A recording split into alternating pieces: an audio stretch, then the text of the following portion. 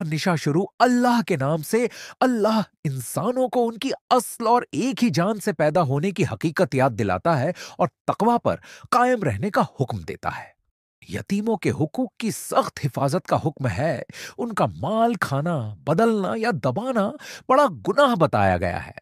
निकाह के उसूल समझाए गए हैं कि औरतों पर जुल्म न हो, मेहर खुश दिली से दिया जाए और बीवियों के साथ इंसाफ किया जाए। और अगर बराबरी न कर सको तो एक ही बीवी काफी है।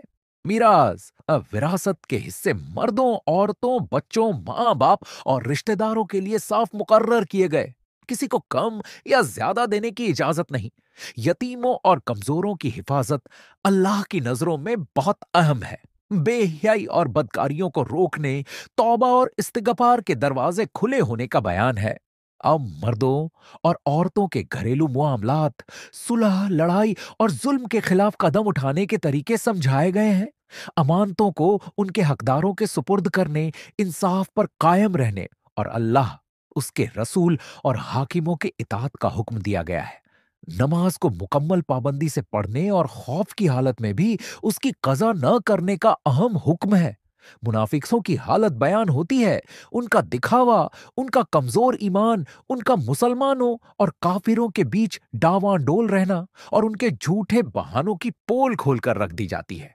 कहा गया कि जो अल्लाह का दुश्मन है, शैतान, वह इंसान को गुमराह करने के लिए वादे करता है, मगर सब झूठे होते हैं।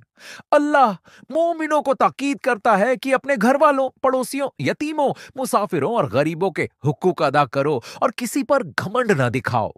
शराब और जुए के नुकसानों और समाजी बुराइयों की तरफ भी इशारा है।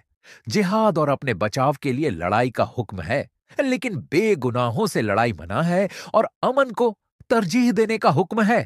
मुनाफिकों की यह निशानियां बताई गईं कि वह झूठ बोलते हैं, नमाज में सुस्ती करते हैं और दिखावे के काम करते हैं। ईमान वालों को हुक्म है कि अल्लाह की राह में हिजरत करो, उसके रसूल की सुनो और फसादी लोगों के पीछे न चलो। कत्लो खून के मामलों, गलती से होने वाली मौतों की किसास, दियत और माफी के नियम बताए गए हैं ताकि इंसाफ कायम रहे।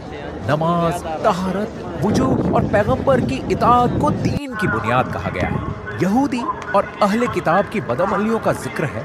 उनकी बातों में तहरीफ, हक़ छुपाना और रसूल का इनकार करना। इसके साथ ही नेक और ईमानदार अहले किताब की तारीफ भी की गई है। रिबा, सूद, हराम माल, जादू और नाफरमानी से रोका गया है। अल्लाह कहता है कि वह जरा भी जुल्म नहीं करता।